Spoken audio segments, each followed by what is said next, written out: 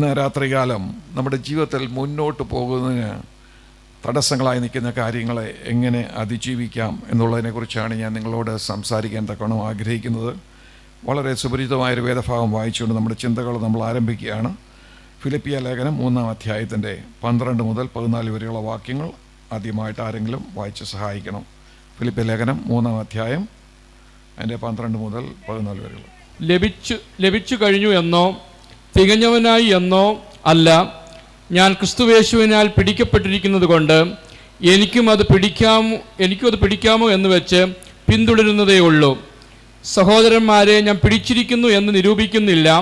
ഒന്നും ഞാൻ ചെയ്യുന്നു, പിമ്പിലുള്ളതും മറന്നും മുൻപിലുള്ളതിന് ആഞ്ഞും കൊണ്ട് ക്രിസ്തുയേശുവിൽ ദൈവത്തിൻ്റെ പരമവിളിയുടെ വിരുദ്ധനായി ലാക്കിലേക്ക് ഓടുന്നു. ആമേൻ. ഈ വേദഭാഗത്ത് നിന്നുകൊണ്ട് ധാരാളം ആളുകൾ പ്രസംഗിക്കുന്ന പ്രസംഗങ്ങൾ നിങ്ങൾ കേട്ടിട്ടുണ്ട് എന്നെനിക്കറിയാം. ഞാൻ അല്പം വ്യത്യസ്തമായ ഒരു രീതിയിൽ ഇന്ന് രാത്രികാലം നിങ്ങളെ എൻ്റെ കൂടെ കൊണ്ടുവരുവാൻ തക്കവണ്ണം ഞാൻ ആഗ്രഹിക്കുന്നു. നമ്മുടെ ജീവിതത്തിൽ നമ്മൾ പഠിക്കേണ്ട ഒരു വലിയ പാഠമുണ്ട്. നമുക്ക് ഇപ്പോൾ ലഭിച്ചിരിക്കുന്ന, ഇപ്പോൾ നമ്മളായിരിക്കുന്ന ഈ നിമിഷത്തെ വേണ്ടത്ര രീതിയിൽ പ്രയോജനപ്പെടുത്തുവാനോ നമ്മുടെ മുമ്പിൽ ദൈവം ഒരുക്കി വച്ചിരിക്കുന്ന ഭാവിയെ കരസ്ഥമാക്കാനോ ഏറ്റവും തടസ്സമായി നിൽക്കുന്ന ഒരു സംഗതിയാണ് നമ്മുടെ ഭൂതകാലം. നമുക്കെല്ലാവർക്കും ഒരു ഭൂതകാലമുണ്ട്, ഒരു വർത്തമാനകാലമുണ്ട്, ഒരു ഭാവി കാലമുണ്ട്. പക്ഷെ ഭൂതകാലത്തെ നമ്മൾ ടേക്ക് കെയർ ചെയ്തില്ലെങ്കിൽ, അത് കൈകാര്യം ചെയ്യാൻ നമ്മൾ പഠിച്ചില്ലെങ്കിൽ വർത്തമാനകാലം നമുക്ക് നഷ്ടപ്പെടും, ഭാവി നമുക്ക് നഷ്ടപ്പെടും. അതുകൊണ്ടാണ് നമ്മുടെ ചുറ്റും നമ്മൾ നോക്കുമ്പോൾ ധാരാളം ആളുകൾ കഴിഞ്ഞ കാല സംഭവങ്ങളെ അയവിറക്കി മുമ്പോട്ട് പോകുന്നതായിട്ട് കാണുവാൻ കഴിയും. പക്ഷെ അവർ മനസ്സിലാക്കുന്നില്ല, ആ പ്രക്രിയയിൽ അവർക്ക് ദൈവം പുതുതായിട്ട് കൊടുക്കുന്ന ദിവസങ്ങളും അങ്ങ് അനാഥപ്പെട്ടു പോവുകയാണ്. എപ്പോഴും പുറകോട്ട് നോക്കി മാത്രം നമ്മൾ ജീവിക്കാൻ പഠിച്ചാൽ ഒരിക്കലും ജീവിതത്തിൽ എങ്ങും ചെന്നെത്താൻ നമ്മളെ കൊണ്ട് ഒക്കത്തില്ല. നമ്മുടെ ജീവിതത്തിൽ വിജയം കൈവരിക്കാൻ നമ്മളെ കൊണ്ട് ഒക്കത്തില്ല. ഈ വേദഭാഗത്ത് അപ്പോസ്തലനായ പൗലോസിനെ നമ്മൾ നോക്കുമ്പോൾ, ആ ഫിലിപ്പിയ ലേഖനം വായിക്കുമ്പോൾ നമുക്ക് എല്ലാവർക്കും അറിയാമല്ലോ, താൻ എപ്പോഴും താൻ സന്തോഷിക്കാനാണ് ജനങ്ങളോട് ആവശ്യപ്പെടുന്നത്. ഒരു വേള ഫിലിപ്പിയിലേക്ക് പൗലോസ് ഈ ലേഖനം എഴുതിയത് ഏകദേശം AD 60-നും 62-നും ഇടയ്ക്കുള്ള കാലഘട്ടത്തിലാണ്. അതിന് 10 കൊല്ലം മുമ്പ് AD 51-ൽ AD 51-ലാണ് പൗലോസ് ഫിലിപ്പിയയിൽ കാരാഗ്രഹത്തിൽ കിടന്നത്. രണ്ടാമതൊരു കാരാഗ്രഹത്തിൽ താൻ ഇപ്പോഴായിരിക്കുന്നു, റോമിലെ കാരാഗ്രഹത്തിൽ താൻ ആയിരിക്കുന്നു. ആ കാരാഗ്രഹവാസ സമയത്ത് താൻ എഴുതിയ കാരാഗ്രഹ ലേഖനങ്ങളിൽ ഒന്നാണല്ലോ ഫിലിപ്പിയ ലേഖനം. അപ്പോൾ 10 വർഷത്തിന് ശേഷം താൻ ഈ ലേഖനം എഴുതുമ്പോൾ ഫിലിപ്പിയ സഭയിലുണ്ടായിരുന്ന ആളുകൾ മിക്കവാറും ചിന്തിച്ചിരുന്നത് അന്ന് താൻ അനുഭവിച്ച കഷ്ടതയെക്കുറിച്ചൊക്കെ പറയുമെന്നാണ്. ഞാൻ നിങ്ങളുടെ മധ്യത്തിൽ വന്നപ്പോൾ ഞാൻ ജയിലിൽ കിടന്ന് നിങ്ങൾ മറന്നു പോകല്ല എന്നൊക്കെ പറഞ്ഞ് അവിടെ സിമ്പതി പിടിക്കാനൊക്കെ നോക്കും. നമ്മളൊക്കെയാണ് അതൊക്കെ ചെയ്തേനെയും. പക്ഷെങ്കിൽ പൗലോസ് ഒന്നും പറയുന്നില്ല, ഒറ്റ വാചകം പോലും. 10 കൊല്ലം മുമ്പേ ഫിലിപ്പ് ജയിലിൽ കിടന്നതിനെക്കുറിച്ച് ഒറ്റ വാചകം പോലും ആ ലേഖനത്തിലില്ല. കാരണം തൻ്റെ കാഴ്ചപ്പാട് വേറെയായിരുന്നു. പുറകോട്ട് നോക്കി നടക്കുന്ന മനുഷ്യനല്ലായിരുന്നു പൗലോസ്. വ്യക്തമായ ഒരു സെൻസ് ഓഫ് പർപ്പസ്, ജീവിതത്തിൽ ചിലത് നേടേണ്ടതുണ്ട് എന്ന് പൂർണ്ണമായ ബോധ്യമുള്ള ഒരു മനുഷ്യനായിരുന്നു പൗലോസ്. അതുകൊണ്ട് താൻ പറയുകയാണ്, പിമ്പിലുള്ളതിനെ ഞാൻ മറക്കുന്നു എന്ന് പറയുമ്പോൾ അതിന് 2 മാനദണ്ഡങ്ങളുണ്ട് എന്ന് നമുക്കറിയാം. അതിൽ ഒന്ന് താൻ മറന്നത് തൻ്റെ ജീവിതത്തിൽ ഇതിനോട് അനുഭവിച്ചതായ കഷ്ടങ്ങളാണ്. അത് ഞാൻ സൂചിപ്പിച്ചല്ലോ. അത് മാത്രമല്ല, പുറകോട്ട് നോക്കുമ്പോൾ തനിക്ക് ലജ്ജ വരുത്തുന്ന, കുറ്റബോധം വരുത്തുന്ന ധാരാളം കാര്യങ്ങൾ തൻ്റെ ജീവിതത്തിൽ ഉണ്ടായിരുന്നു. യേശുവിനെ അറിയാത്തവനായി ജീവിച്ച നാളുകളിൽ, സുവിശേഷത്തിന് വിരോധിയായി ജീവിച്ച നാളുകളിൽ നമുക്കറിയാമല്ലോ, എല്ലാ വിധേയനെ ഈ നസ്രായൻ്റെ മാർഗത്തെ ഭൂമിയുടെ മുഖത്തു നിന്ന് തുടച്ചു മാറ്റണം എന്നുള്ളതായിരുന്നു പൗലോസിൻ്റെ ഏറ്റവും വലിയ ആഗ്രഹം. അതിനുവേണ്ടി മഹാപുരോഹിതൻ്റെ അരികിൽ ചെന്ന് അധികാരപത്രവും വാങ്ങിച്ചുകൊണ്ട് പോകുന്നതായിട്ടുള്ള സമയത്താണല്ലോ താൻ ജീവിതത്തിൽ ദമസ്കോസിൻ്റെ പടിവാതിൽക്ക് വെച്ച് യേശുവിനെ കണ്ടെത്തുവാൻ തക്കവണ്ണം ഇടയായത്. യേശുക്രിസ്തു തൻ്റെ ജീവിതത്തിൽ വന്നു കഴിഞ്ഞപ്പോൾ ഉണ്ടായ രൂപാന്തരത്തെക്കുറിച്ച് പറയാൻ മാത്രം സമയം ഇന്ന് എൻ്റെ മുമ്പിലില്ല. അതുകൊണ്ട് ഞാൻ അവിടേക്ക് അധികം സമയം നിൽക്കാൻ ആഗ്രഹിക്കുന്നില്ല. അത്രമാത്രം ആഴമായ ഒരു രൂപാന്തരമാണ് പൗലോസിൻ്റെ ജീവിതത്തിൽ വന്നത്.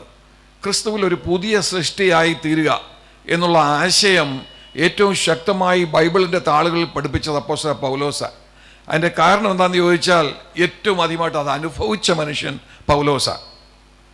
പത്രോസ് നമ്മൾ യേശുവിനെ തള്ളിപ്പറഞ്ഞ കഥയൊക്കെ നമ്മൾ പറയുമെങ്കിലും സ്വാഭാവികമായിട്ട് നോക്കിയ ഒരു നല്ല മനുഷ്യനായിരുന്നു പത്രോസ്. പാവത്താനായിരുന്നു.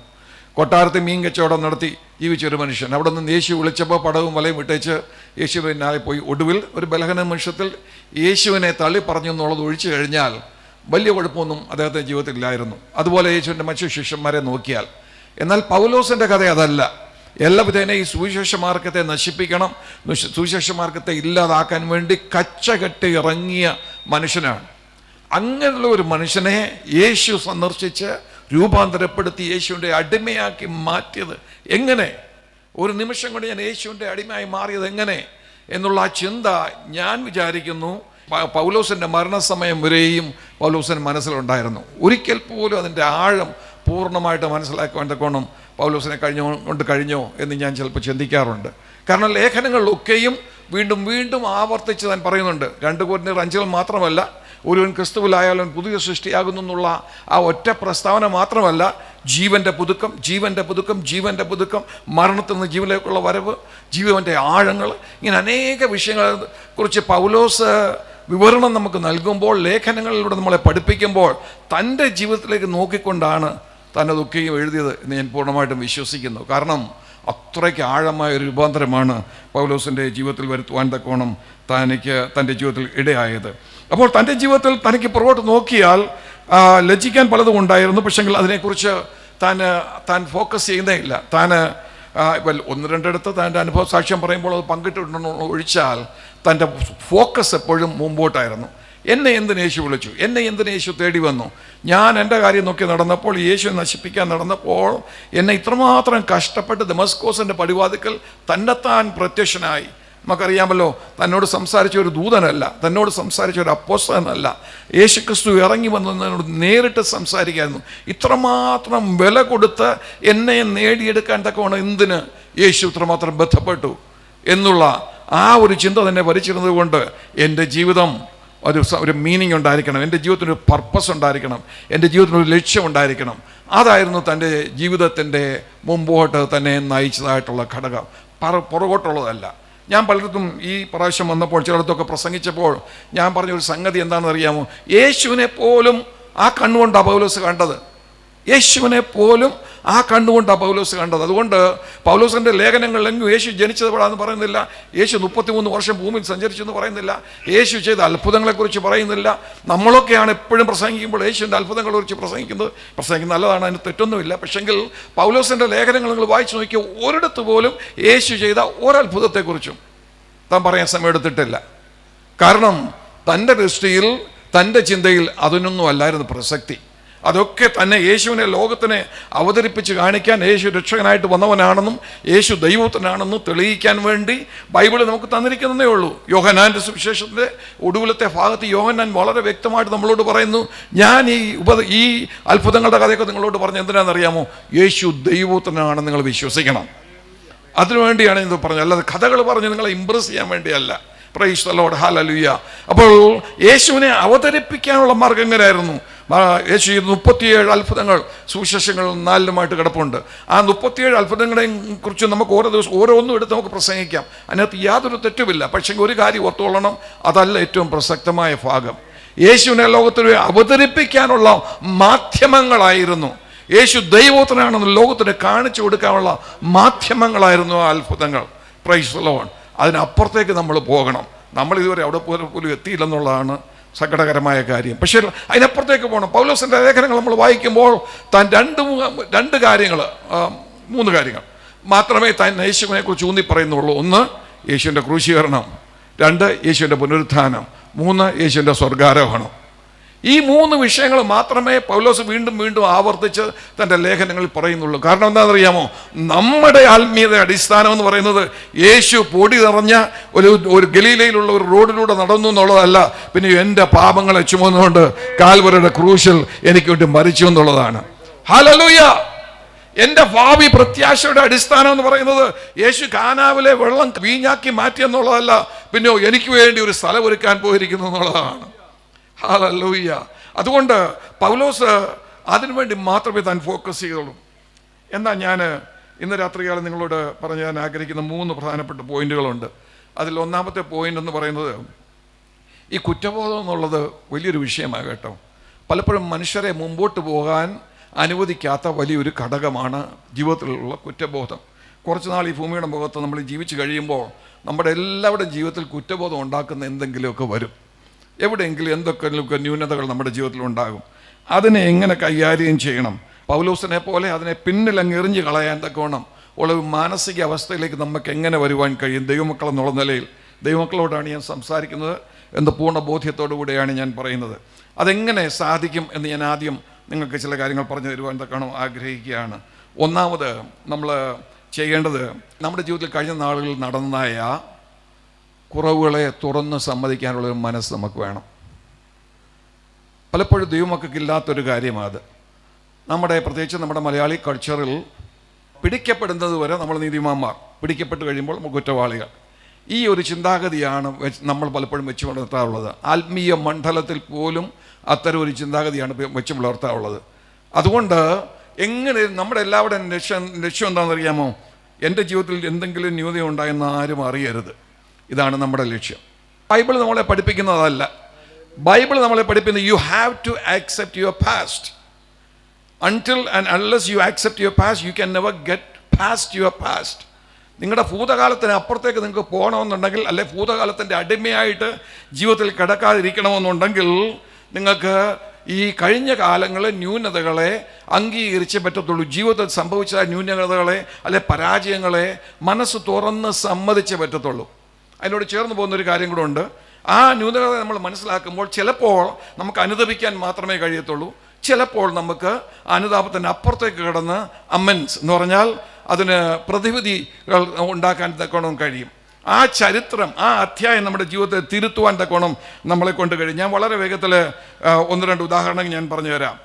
നമ്മുടെ ജീവിതത്തിൽ യഥാർത്ഥമായ ടേണിംഗ് പോയിന്റ് ഉണ്ടാകുന്നത് എപ്പോഴാണെന്നറിയാമോ?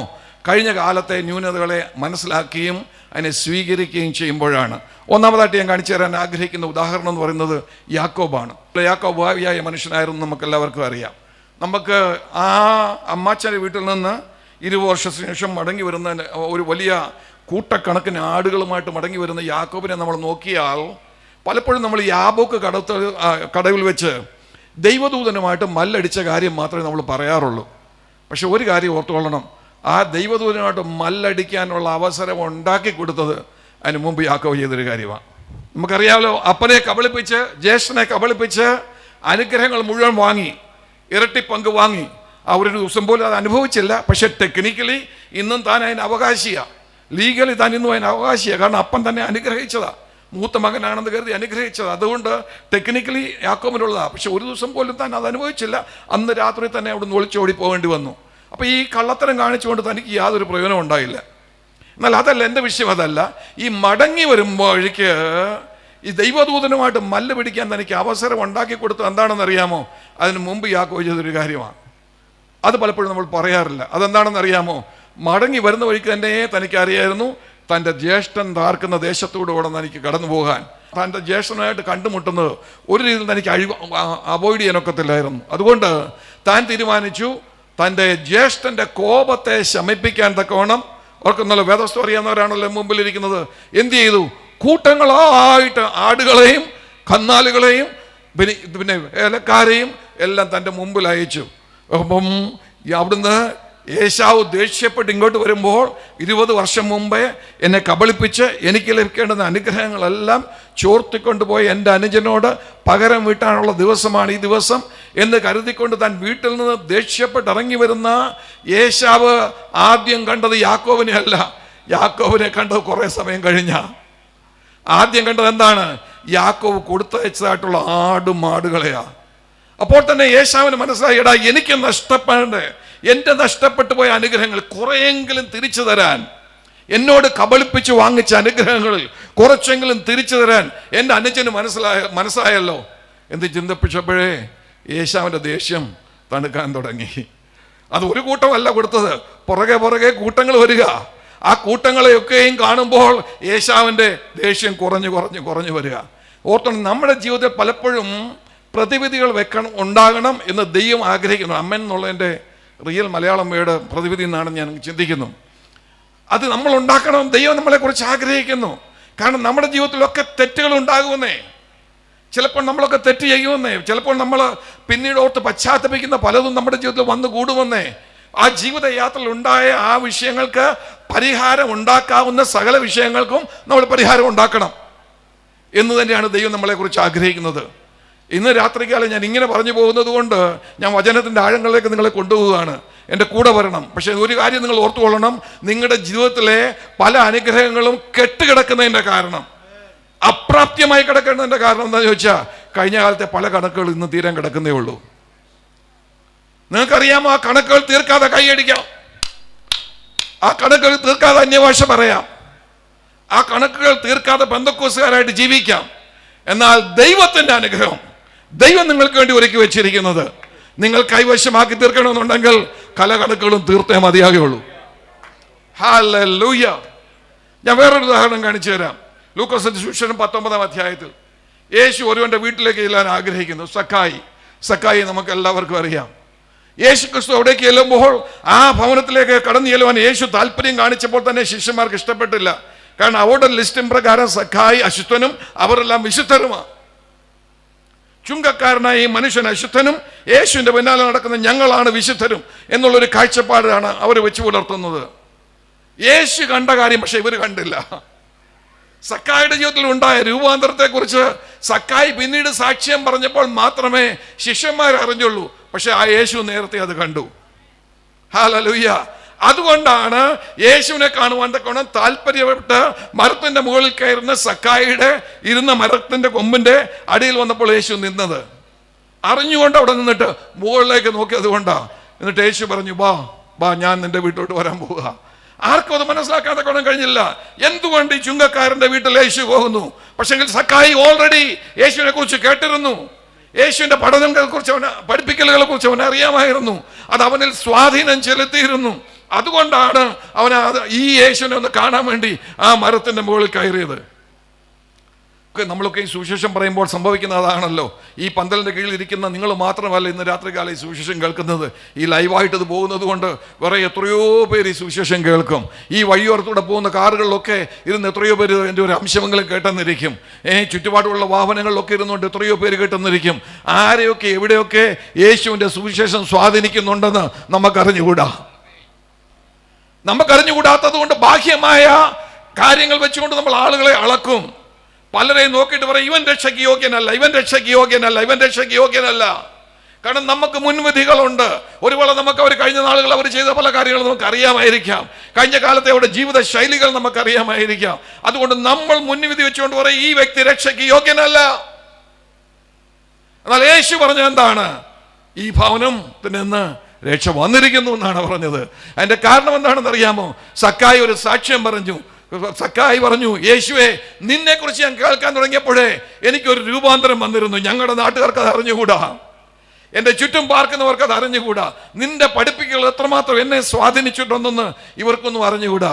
പക്ഷെ ആ സ്വാധീന നിമിത്തം ഞാൻ ചില കാര്യങ്ങൾ എൻ്റെ ജീവിതത്തിൽ ചെയ്തു. എന്താണ് ചെയ്തത്? ഞാൻ ധാരാളം പണം ഉണ്ടാക്കി, കുറച്ചൊക്കെ കള്ളത്തരമൊക്കെ കാണിച്ചു, ധാരാളം പണം ഉണ്ടാക്കി. പക്ഷെ ആ പണത്തിൻ്റെ പകുതിയോളം ഞാൻ ഇന്ന് ദരിദ്രർക്ക് കൊടുക്കുക. അതിന്റെ കാരണം എന്താണെന്ന് അറിയാമോ? യേശുവിന്റെ സ്വാധീനമാ. നമ്മളെ യേശു സ്വാധീനിച്ചു. നമ്മൾ മറ്റുള്ളവരെ മുൻമുതിയോടെ നോക്കും, അവരെക്കാട്ടിൽ നല്ലവരാണ് നമ്മളെന്ന് നമ്മൾ അവകാശപ്പെടുമ്പോൾ യേശുവിന്റെ സ്വാധീനം നമ്മൾ എന്ത് രൂപാന്തരം വരുത്തിയിട്ടുണ്ട്? നമ്മുടെ കാഴ്ചപ്പാടിൽ രൂപാന്തരം വരുത്തിയിട്ടുണ്ട്. മറ്റുള്ളവരുമായിട്ടുള്ള നമ്മുടെ ഇടപാടുകളിൽ എത്രമാത്രം രൂപാന്തരം അത് വരുത്തിയിട്ടുണ്ട്. ഇന്ന് രാത്രികാല സക്കായിയെ പോലെ പറയുവാൻ കഴിയുമോ? യേശുവിന്റെ പഠിപ്പിക്കൽ എന്നെ സ്വാധീനിച്ചതുകൊണ്ട് എന്റെ സമ്പത്തിനോടുള്ള എന്റെ കാഴ്ചപ്പാട് മാറി. അങ്ങനെയുള്ള നല്ല മനുഷ്യരെ എനിക്കറിയാം. ഇറാനിൽ തന്നെയുള്ളവരെ അറിയാൻ, പേരൊന്നും ഞാൻ പറയുന്നില്ല. നമുക്ക് പറയാൻ കഴിയുമോ? എന്റെ യേശുവിന്റെ പഠിപ്പിക്കൽ എന്നെ സ്വാധീനിച്ചത് കൊണ്ട്, ഗിരിപ്രഭാഷണം എന്നെ ആഴമായി സ്വാധീനിച്ചത് കൊണ്ട് സമ്പത്തിനെ കുറിച്ചുള്ള എന്റെ കാഴ്ചപ്പാട് മാറിയിട്ടുണ്ട്. പറയുവാൻ തക്കവണ്ണം കഴിയുമോ? യേശു സകലരെയും സ്നേഹിക്കുന്നവനാണെന്ന് ഞാൻ സുവിശേഷങ്ങളിൽ നിന്ന് മനസ്സിലാക്കുന്നത് കൊണ്ട് ഇന്ന് സകലരെയും ഒന്നുപോലെ സ്നേഹിക്കുന്ന ഒരു ഹൃദയം എനിക്കുണ്ട്. പലപ്പോഴും നമ്മളും ഇവരെ പോലെ മുൻവിധികളുള്ളവരാ.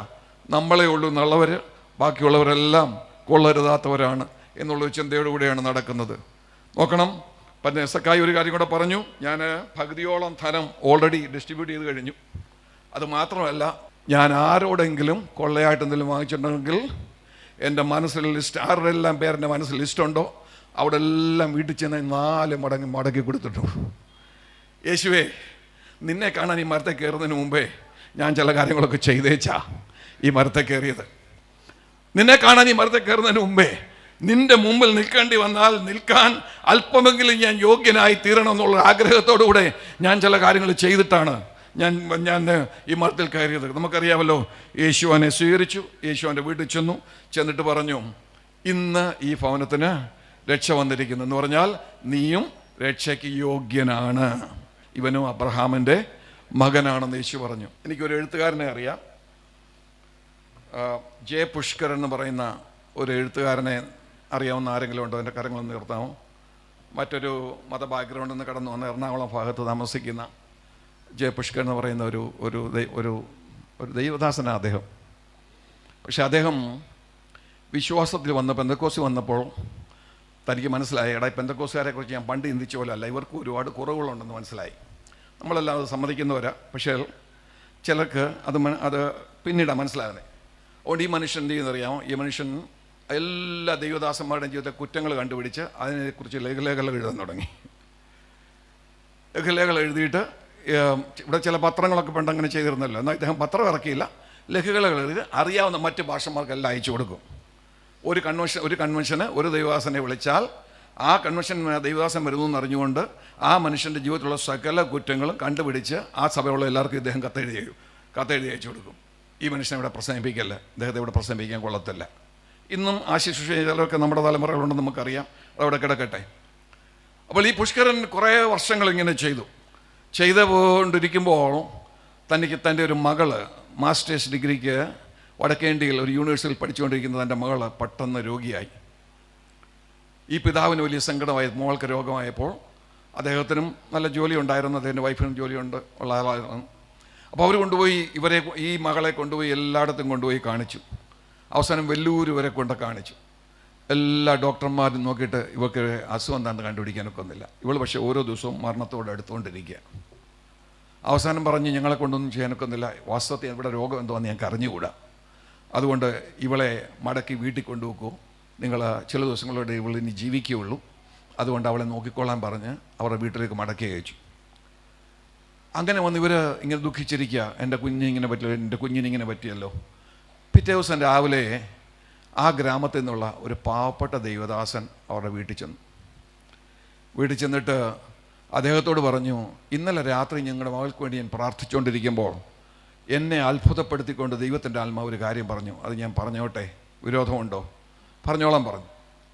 അദ്ദേഹം പറഞ്ഞു, ദൈവത്തിൻ്റെ ആത്മാവ് എന്നോട് പറഞ്ഞു, ഇവിടെ രോഗത്തിന് കാരണം നിങ്ങളുടെ എഴുത്താണ്. കേൾക്കുന്നുണ്ടോ ഞാൻ പറയുന്നേ? ആ ദൈവത്തിൻ്റെ ദാസൻ ആ വീട്ടിൽ വന്നിട്ട് പറഞ്ഞു, ഈ കുഞ്ഞിൻ്റെ അസുഖം എന്താണെന്നറിയാം ആർക്കും കണ്ടുപിടിക്കാനൊക്കാത്തത്, ഇത് അക്ഷരീയമായ ഒരു കാരണമല്ല, നിങ്ങളുടെ എഴുത്തുകളെ പിന്നിൽ വ്യാപരിക്കുന്ന ആ വ്യാപാരമാണ് ഇവളെ കയറി തൊട്ടേക്കുന്നത്. അപ്പോൾ ഇവർക്ക് രോഗത്തിൽ നിന്ന് വിടുതൽ കിട്ടാൻ ഒരൊറ്റ മാർഗമേ ഉള്ളൂ. ആർക്കെല്ലാം എതിരായിട്ട് നിങ്ങൾ എഴുതിയോ അവർക്കെല്ലാം ക്ഷമാപണം പറഞ്ഞുകൊണ്ട് നിങ്ങൾ കത്തെഴുതാൻ പറഞ്ഞു. ആ നല്ലവനായ ദൈവദാസനുണ്ടല്ലോ, ആ മകളോടുള്ള സ്നേഹം കൊണ്ട്, ആ മകളെ തിരിച്ചു കിട്ടണമെന്ന് ആഗ്രഹമുള്ളതുകൊണ്ട് ആർക്കെല്ലാം എതിരായിട്ട് താൻ കഴിഞ്ഞ നാളിൽ കത്തുകൾ എഴുതിയോ അവർക്കെല്ലാം ക്ഷമാപണം പറഞ്ഞുകൊണ്ട് കത്തെഴുതി അവരുടെ വീട്ടിൽ കിട്ടി. ഒരാഴ്ച ആയപ്പോഴേക്കുണ്ടല്ലോ ഈ കുഞ്ഞ് മടങ്ങി വരാൻ തുടങ്ങി. പൂർണ്ണമായ ആരോഗ്യത്തിലേക്ക് ആ കുഞ്ഞ് മടങ്ങി വന്നു. Praise the Lord, hallelujah. അപ്പോൾ ഞാൻ ഇന്ന് നിങ്ങളോട് പറഞ്ഞു തരാൻ ആഗ്രഹിക്കുന്നത് എന്താണെന്ന് അറിയാമോ? ജീവിതത്തിൽ ചില കാര്യങ്ങൾക്ക് നമ്മൾ അമെൻമെൻറ്റ്സ് വരുത്തിയേ പറ്റുള്ളൂ. വെറുതെ പ്രാർത്ഥിച്ചത് കൊണ്ട് മാത്രമാകത്തില്ല. Praise the Lord. നമ്മുടെ വിചാരം എന്താണെന്ന് ചോദിച്ചാൽ നമ്മൾ എന്തും കാണിച്ചേച്ച് ആമേൻ ഹല്ലേലൂയ പിറ്റേ ദിവസം വന്നൊന്നും അറിയാത്തവരെ പോലെ കൈ ഉയർത്തി നിന്ന് പ്രാർത്ഥിച്ചാൽ മതിയെന്നാ. ഞാൻ നിങ്ങൾ സേവിക്കുന്ന ദൈവം ഭോഷനല്ല. ദൂരവേ നിന്ന് നിന്റെയും ഹൃദയത്തിന്റെ വിചാരങ്ങളെയും നിലവുകളെയും അളക്കുന്നവനായ ഒരു ദൈവത്തിന്റെ സന്നിധിയിലാണ് ഇന്ന് രാത്രികാലം ഞാനും നിങ്ങളും ഇരിക്കുന്നെന്നുള്ള കാര്യം മറന്നുപോകരുത്. ഹല്ലേലൂയ. സകലതും നഗ്നതും മലർന്നതുമായിട്ട് കിടക്കുന്ന ഒരു ദൈവത്തിന്റെ മുമ്പിലാണ് ഇന്ന് രാത്രികാലം ഞാനും നിങ്ങളും ആയിരിക്കുന്നുള്ളത്. ഒരിക്കലും മറക്കരുത്. ദൈവത്തെങ്കിൽ നിന്ന് എന്തെങ്കിലും മറച്ചു വെക്കാൻ ശ്രമിക്കുന്നതിനോളം ഭോഷത്തരം വേറെ ഒന്നുമില്ല. ആദിയിലെ അന്ത്യം അറിയുന്ന ദൈവത്തെങ്കിൽ നിന്ന് നിനക്ക് എങ്ങനെ എന്തെങ്കിലും മറച്ചു വെക്കാൻ കഴിയും? ദൂതന്മാരിൽ പോലും കുറ്റം ആരോപിക്കുന്ന ദൈവത്തിന് മുമ്പിൽ കൃമിയായ നിങ്ങൾക്ക് എങ്ങനെ നമ്മൾ കുറ്റമറ്റവരാണെന്ന് അഭിനയിക്കുവാൻ കഴിയും? ഒരിക്കലും സാധ്യമല്ല. ഇന്ന് രാത്രികാലം നമുക്ക് ഒറ്റ കാര്യമേ ദൈവം നമ്മളെ കുറിച്ച് ആഗ്രഹിക്കുന്നുള്ളൂ. നിന്റെ ജീവിതത്തിൽ നിന്ന് വന്നിട്ടുള്ള കുറവുകളെ നീ ഏറ്റുപറയുക. വിശ്വാസികൾക്ക് വേണ്ടി എവിടെയെല്ലാം എന്തെല്ലാം ബൈബിളിൽ എഴുതി വെച്ചിട്ടുണ്ടോ, അത് പഴയ നിയമത്തിലായാലും കൊള്ളാം, പുതിയ നിയമത്തിലായാലും കൊള്ളാം, ഒരൊറ്റ കാര്യം മാത്രമേ ദൈവം ആവശ്യപ്പെടുന്നു: അനുതപിക്കുക, ഏറ്റുപറയുക. ഇന്ന് രാത്രികാലം നിന്നെ തിരികെ സ്വീകരിപ്പാൻ ദൈവത്തിന് മനസ്സാണ്. കൃപയിലേക്ക് നിന്നെ മടക്കിക്കൊണ്ടുവരാൻ ദൈവത്തിന് മനസ്സാണ്. ഹല്ലേലൂയ. നിന്റെ ജീവിതം നഷ്ടപ്പെട്ടു പോയതൊക്കെയും നൽകി തരുവാൻ ദൈവത്തിന് മനസ്സാണ്. പക്ഷെ ഇന്ന് രാത്രികാലം നമ്മൾ വെട്ടിലും രണ്ടിലും ഇരുന്നില്ലെങ്കിലും ചൊറഞ്ഞ പക്ഷം ഒന്ന് അനുതപിക്കെങ്കിലും ചെയ്യാമോ? ദൈവത്തിന് പ്രവർത്തിക്കാൻ വാതിൽ തുറന്നു കൊടുക്കുക. Praise the Lord. ദൈവം നിങ്ങൾക്ക് വേണ്ടി പ്രവർത്തിക്കാൻ തക്കോണം ആഗ്രഹിക്കുന്നു. Praise the Lord. ഹല്ലേലൂയ. ഞാൻ പറഞ്ഞല്ലോ, പക്ഷെ എപ്പോഴും നമുക്കങ്ങനെ അമെൻമെന്റ്സ് ഉണ്ടാക്കാൻ ഒക്കത്തില്ല.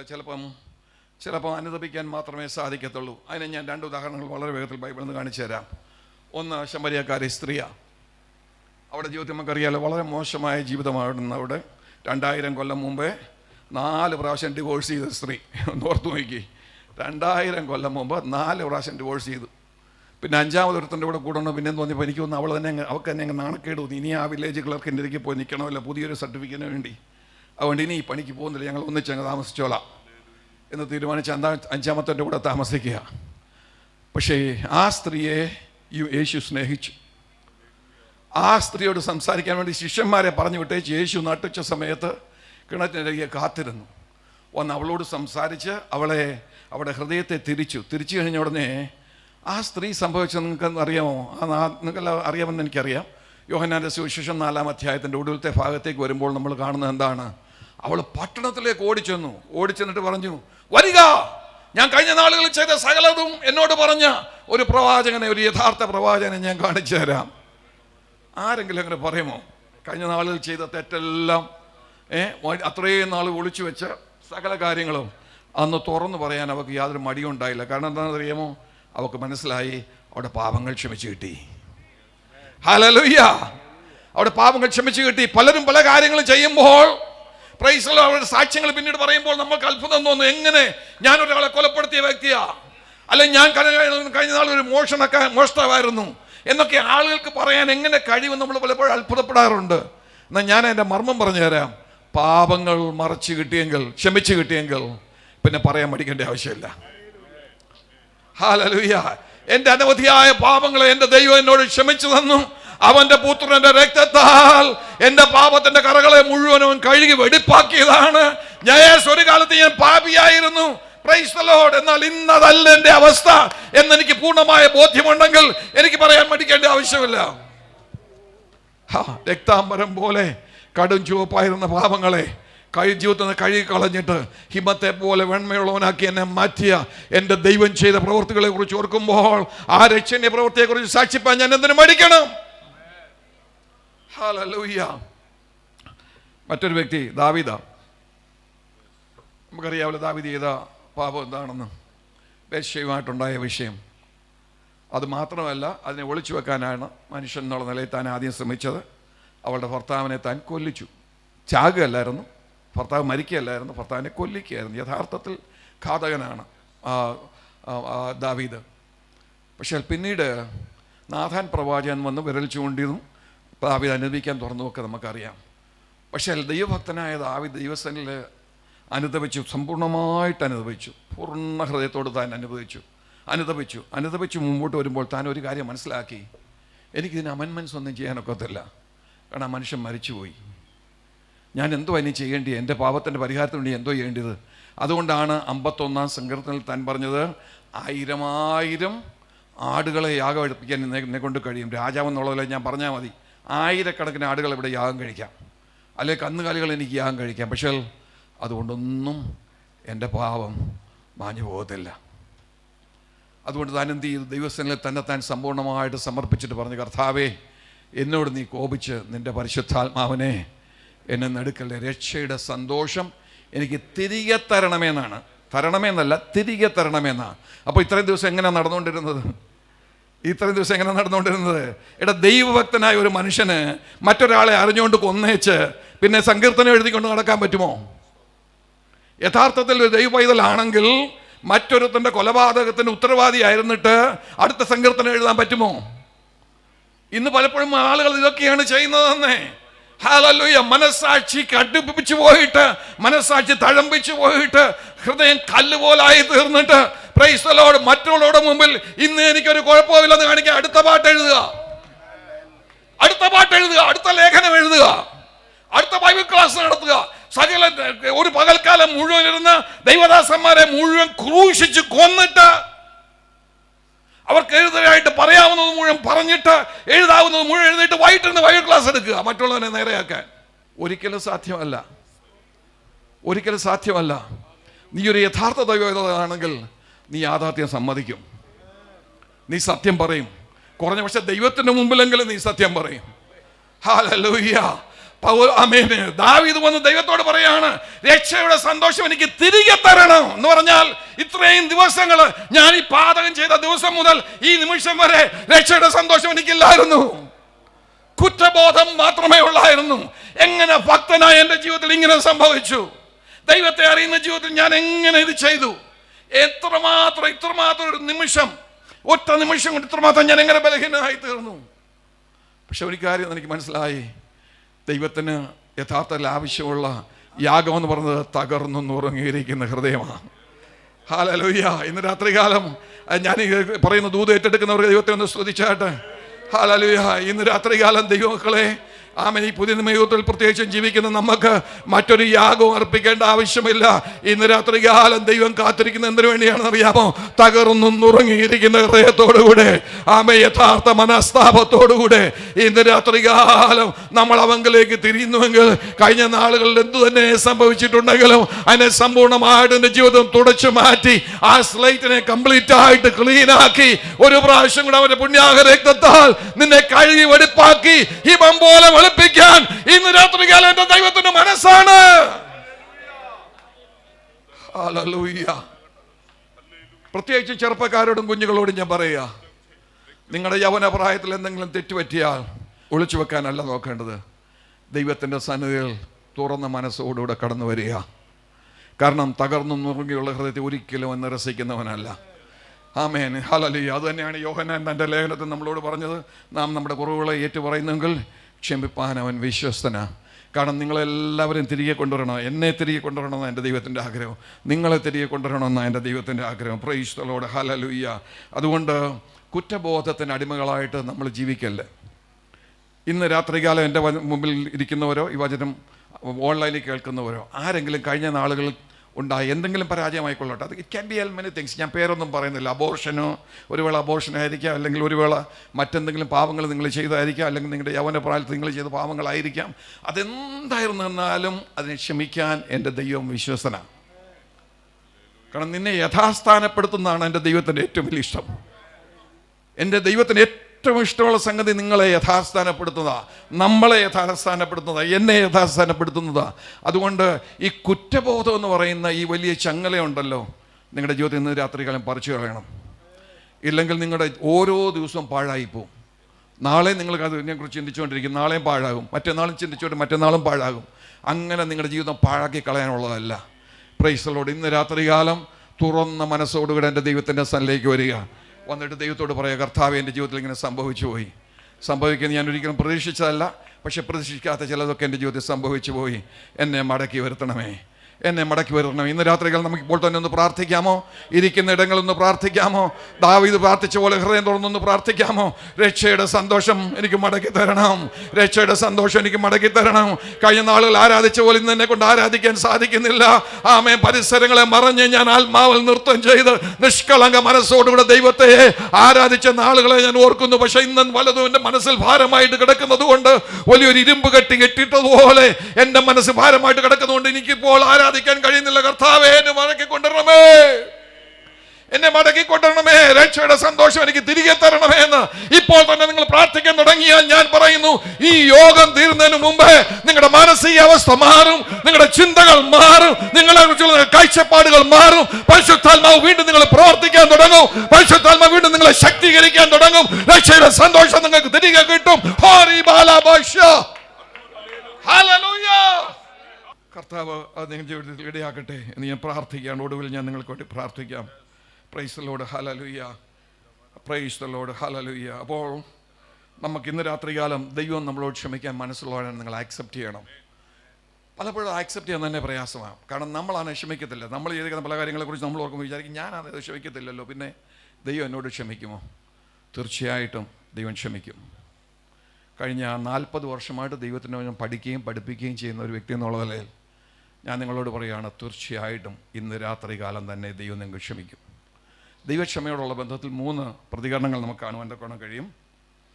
ഒന്ന് യൂദായുടെ പ്രതികരണമാണ്. ഇസ്കരിയോത്ത് യൂദായുടെ പ്രതികരണമാണ്. ഇസ്കരിയ യൂദ ഒരിക്കലും ചിന്തിച്ചില്ല അവൻ ചെയ്ത പാതകം ക്ഷമിക്കപ്പെടുമെന്ന്. അതുകൊണ്ടാണ് അവൻ പോയി കെട്ട് ചെയ്യാത്തത്. പക്ഷെ അവന് മനസ്സിലാകാതെ പോയൊരു സത്യമുണ്ട്. അവന് വേണ്ടി യേശു ആ സമയത്ത് ഗദസമനത്തോട്ട് നിന്ന് പ്രാർത്ഥിക്കുന്നുണ്ടായിരുന്നു. യേശു പ്രാർത്ഥിച്ചപ്പോൾ ഇസ്കരിയ യൂദായെ ഒഴിച്ചു നിർത്തിയിട്ടല്ല പ്രാർത്ഥിച്ചത്, അവന് വേണ്ടി കൂടെ പ്രാർത്ഥിച്ചത്. ആ സത്യം അവൻ മനസ്സിലാക്കിയിരുന്നെങ്കിൽ അവൻ ആ ദൈവത്താൽ നിന്ന് പ്രാപിക്കാവുന്ന ആ പാപക്ഷമ അവൻ സ്വീകരിക്കുമായിരുന്നു. രണ്ടാമത്തെ ഉദാഹരണം പീറ്ററിൻ്റെ ആറ്റിറ്റ്യൂഡാണ്. നമുക്കറിയാമല്ലോ, പത്രോസ് 3 പ്രാവശ്യം യേശുവിനെ തള്ളിപ്പറഞ്ഞവനാണ്. പക്ഷെ തള്ളിപ്പറഞ്ഞു, അത് അവൻ ദുഃഖിച്ചു. നമുക്കറിയാം, വളരെ അനുതപിച്ചു, കരഞ്ഞു. ഇലയില്ലാ തീരത്ത് അവൻ ലജ്ജ കൊണ്ട് ആദ്യം ദൈവത്തിൽ അകന്നു പോകാൻ തീരുമാനിച്ചു. അവന് പഴയ തൊഴിലിലേക്ക്, മീൻപിടുത്തത്തിലേക്ക് മടങ്ങിപ്പോകാൻ തക്കവണ്ണം തീരുമാനിച്ചു. കൂട്ടുകാരെ വിളിച്ചു, ബാ, ഇനി ഞാൻ ഈ വേലയ്ക്ക് യോഗ്യനല്ല, എൻ്റെ ഗുരുവിനെ ഞാൻ തള്ളിപ്പറഞ്ഞവനായതുകൊണ്ട് ഇനിയും എനിക്ക് അവൻ്റെ ശിഷ്യനായിരിക്കാൻ യോഗ്യനല്ല എന്ന് പറഞ്ഞുകൊണ്ട് അവൻ പിന്മാറിപ്പോകാൻ അറിഞ്ഞുകൊണ്ട് ശ്രമിച്ചവന് ഏത് കടലത്തിൽ നിന്ന് ആദ്യം പത്രോസിനെ യേശു കണ്ടെത്തിയോ അവിടെ തന്നെ തിരിച്ചെന്ന് യേശു രണ്ടാമതും കണ്ടെത്തി. ഇന്ന് രാത്രികാലം എനിക്ക് എൻ്റെ ഹൃദയത്തിൽ ഇങ്ങനെ തിങ്ങി നിറഞ്ഞു നിൽക്കുക. പ്രൈസുള്ള എനിക്ക് 2 പോയിൻ്റോടെ പറയേണ്ടതുണ്ട്. പക്ഷെങ്കിൽ ഇത് എൻ്റെ ഹൃദയത്തിൽ തിങ്ങി നിറഞ്ഞു നിൽക്കുന്നു. ദൈവമക്കളെ, ദൈവം നമ്മളോട് ക്ഷമിക്കാൻ മനസ്സുള്ളവനാണെന്നുള്ളൊരു യാഥാർത്ഥ്യം മനസ്സിലാക്കാത്തിടത്തോളം കാലം, ആക്സെപ്റ്റ് ചെയ്യാത്തിടത്തോളം കാലം ആ ക്ഷമയിൽ നമുക്ക് നടക്കാനൊക്കത്തില്ല. ശ്രദ്ധിക്കണം, പത്രോസിനെ കർത്താവ് തിരിച്ചു വിളിച്ചപ്പോൾ അവൻ തന്നെ പറഞ്ഞറിയാമല്ലോ, ഗുരു നിനക്കറിയാം എന്നെ പണിക്ക് കൊള്ളത്തില്ല, ഞാൻ നിന്നെ സ്നേഹിക്കുന്നൊക്കെ പറഞ്ഞു നിന്നെ തള്ളി പറഞ്ഞവൻ, അതുകൊണ്ട് എന്നെ പണിക്കൊള്ള വേറെ ആരെങ്കിലും നോക്കുന്ന അവൻ പറഞ്ഞതിൻ്റെ അർത്ഥം. പക്ഷേ യേശു ചെയ്തത് അതാണോ? അല്ല. യേശു പറഞ്ഞെന്താണ്? നീ മടങ്ങുവന്ന ശേഷം എൻ്റെ കുഞ്ഞാടുകളെ മേയിക്കുക, ഞാൻ നിന്നെ മടക്കിക്കൊണ്ടുവരാൻ വന്നിരിക്കുക. ഹല്ലേലൂയ. അടുവില താനത് സ്വീകരിച്ചു. നമുക്കറിയാമല്ലോ, പെന്തക്കോസ്ത് ദിവസം താൻ അപ്പോസ്തോലിക നേതൃത്വത്തിൽ എഴുന്നേറ്റ് നിന്ന് താൻ സംസാരിച്ചു. 3000 പേര് സ്നാനപ്പെട്ടു. അവിടെ നിന്ന് മുമ്പോട്ട് നോക്കുമ്പോഴുണ്ടല്ലോ, ഒരിക്കൽ പോലും 3 പ്രാവശ്യം യേശുവിനെ കുറിച്ച് തള്ളി പറഞ്ഞ കഥ പിന്നെ പത്രോസെങ്ങും പറഞ്ഞിട്ടില്ല. ഞാൻ പറയുന്നത് നിങ്ങൾ എൻ്റെ മനസ്സിലാകുന്നുണ്ടോ? പൂർണ്ണമായിട്ട് ക്ഷമ പ്രാപിച്ചു കഴിഞ്ഞാൽ പ്രൈസോ, പിന്നെ അത് നിങ്ങളെ അത് ബോധർ ചെയ്യത്തില്ലെന്നേ, പിന്നെ അതൊരു ഇഷ്യൂ ആയിട്ട് നിങ്ങളുടെ ജീവിതത്തിൽ ഇരിക്കത്തേയില്ല. ഹല്ലേലൂയ. അതുകൊണ്ട് ഒറ്റ പ്രാവശ്യം പോലും പിന്നീട് താൻ്റെ അപ്പോസ്തല പ്രവൃത്തികളിലോ തൻ്റെ ലേഖനങ്ങളിലോ താൻ യേശുവിനെ തള്ളി പറഞ്ഞതിനെ കുറിച്ച് താൻ പറയുന്നില്ല. കാരണം പിന്നെ താൻ എന്താണ് ചെയ്തത്? താൻ ജീവിതത്തിൽ പ്രാപിച്ച ആ ക്ഷമയുടെ അനുഭവത്തിൽ താൻ ജീവിക്കുകയായിരുന്നു. അതുകൊണ്ടാണ് 32-ാം സങ്കീർത്തനത്തിൽ ദാവീദ് നമ്മളോട് പറഞ്ഞത്, ലംഘനം ക്ഷമിച്ചും പാപം മറച്ചും കിട്ടിയ മനുഷ്യൻ ഭാഗ്യവാൻ. ആ 32-ാം സങ്കീർത്തനം 5-ാം വാക്യം ഒന്ന് വായിക്കാമോ? ഇവിടെ വായിച്ച് സഹായിക്കുന്നവർ. ഞാൻ നിന്റെ പാപം നിന്നോട് അറിയിച്ചു, മറച്ചതുമില്ല. ഒരു സെക്കൻഡ്. ഞാൻ എൻ്റെ പാപം നിന്നോട് അറിയിച്ചു. ഞാൻ എൻ്റെ മനസ്സ് തുറന്നു. ഒളിച്ചു വെക്കാനല്ല നോക്കിയത്. നമുക്കറിയാം, ദാവീദ് ഒളിച്ചു വെക്കാൻ നോക്കിയാണ്. ഇത് എഴുതിയ ദാവീദും ഒളിച്ചു വെക്കാൻ മാക്സിമം ട്രൈ ചെയ്ത പാർട്ടിയാണ്. പക്ഷെ അന്ന് എനിക്ക് മനസ്സിലായി, ആ ഒളിച്ചു വെക്കാൻ ഞാൻ ശ്രമിക്കുന്നിടത്തോളം എൻ്റെ ജീവിതത്തിൻ്റെ രക്ഷയുടെ സന്തോഷം അകന്നകന്ന് പോകുന്നുള്ളതല്ലാതെ ഞാനെങ്ങ് എത്തുന്നില്ല. പക്ഷെങ്കിൽ ഒരു ദിവസം ഞാൻ എൻ്റെ പാപം നിന്നോട് അറിയിക്കാൻ തീരുമാനിച്ചു, നിന്റെ സന്നിധിയിൽ സമ്മതിക്കാൻ തീരുമാനിച്ചു. അടുത്ത വാചകം, എൻ്റെ അകൃത്യം മറച്ചതുമില്ല. എൻ്റെ അകൃത്യം മറച്ചു വെച്ചില്ല. ഞാൻ ചെയ്തത് ഇന്നതാണെന്ന് ഞാൻ ദൈവസന്നിധിയിൽ തുറന്ന് സമ്മതിച്ചു. എൻ്റെ ലംഘനങ്ങളെ യഹോവയോട് ഏറ്റുപറയുമെന്ന് ഞാൻ പറഞ്ഞു. അപ്പോൾ നീ എൻ്റെ പാപത്തിന്റെ കുറ്റം ക്ഷമിച്ചു തന്നു.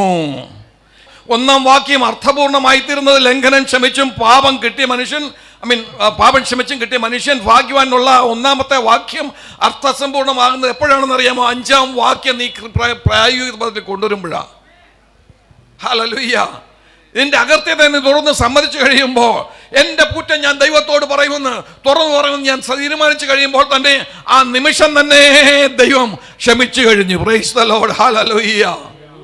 അത് മനസ്സിലാക്കി യോഹന്നാനാണ് പറഞ്ഞത്, നാം നമ്മുടെ കുറവുകളെ ഏറ്റുപറയുന്നെങ്കിൽ ക്ഷമിപ്പാൻ അവൻ വിശ്വസ്തനാണ്. അവൻ വാക്ക് മാറുന്ന കർത്താവല്ല. ഇന്ന് രാത്രികാല ക്ഷമ പൂർണ്ണമായിട്ട് സ്വീകരിക്കാൻ നിങ്ങളെ കൊണ്ട് കഴിയും. സ്വീകരിച്ചു കഴിഞ്ഞാൽ ഗുണം എന്താണെന്ന് അറിയാമോ? It liberates you. അത് നിങ്ങളെ സ്വതന്ത്രരാക്കും. വിയറ്റ്നാം യുദ്ധകാലത്ത് അമേരിക്ക ഒരു ബോംബ് കണ്ടുപിടിച്ചു. എൻ്റെ പേര് നാപ്പാം ബോംബ് എന്നാണ്. നാപ്പാം ബോംബ് വാസ്തവം പറഞ്ഞാൽ എന്തോന്ന് അറിയാമോ? അത് ലിക്വിഡാ, എക്സ്ട്രീംലി ഫ്ലാവബിൾ ആയിട്ടുള്ള എന്ന് പറഞ്ഞാൽ വളരെ വേഗത്തിൽ തീ പിടിക്കുന്ന ഒരു ലിക്വിഡാ. അപ്പോൾ പ്ലെയിനിൽ നിന്ന് ഇവർ ഈ ലിക്വിഡ് ഇങ്ങനെ ഹെവി വിസ്കസ് ആയിട്ടുള്ള ലിക്വിഡാ. ആ ലിക്വിഡ് ഇങ്ങനെ ഒരു പൈപ്പിനകത്തൂടെ താഴോട്ട് ഒഴിക്കും, പുറകെ തീയും കെടുത്തു. ഇതായിരുന്നു നാപ്പാം ബോംബ്. അപ്പോൾ അതെവിടെയെല്ലാം വന്ന് വീഴുന്നു ആ പ്രദേശം മുഴുവൻ കത്തി ചാമ്പലാകും. അപ്പോൾ ഈ വിയറ്റ് കോങ്ങുകൾ എവിടെയാണ് ഒളിച്ചിരിക്കുന്നതെന്ന് കണ്ടുപിടിക്കാൻ വേണ്ടി അവരിത് ചെയ്തത്, ആക്ച്വലി ഒറിജിനലി ചെയ്തത്. അപ്പോൾ അവർ ഒളിച്ചിരിക്കുന്നതെല്ലാം കാടുകൾക്കകത്താണ്. അപ്പോൾ അതിനെ വാഴത്തോട്ടങ്ങൾ തുടങ്ങി വലിയ രീതിയിലുള്ള കാടുകളുണ്ട് അവിടെ. ആ കാടുകൾക്കകത്ത് ഒളിച്ചിരിക്കുന്ന വിയറ്റ് കോങ്ങുകളെ കണ്ടുപിടിച്ച ഈ നാപ്പാം ബോംബ്. പക്ഷേ അപ്രതീക്ഷിതമായ ഒരുപാട് ദോഷങ്ങൾ ഇതിനുണ്ടായി. കാരണം ഇവരുടെ ദേഹത്ത് മാത്രമല്ല വീണത്, പ്ലെയിൻ ഇങ്ങനെ പറന്നു പോകുമ്പം തീ ഇങ്ങനെ വന്ന് വീണുകൊണ്ടിരിക്കുകയല്ലേ. അങ്ങനെ പോകുന്ന കൂട്ടത്തിൽ 7 വയസ്സുള്ള ഒരു പെൺകുട്ടിയുടെ ദേഹത്ത് അത് വീണു.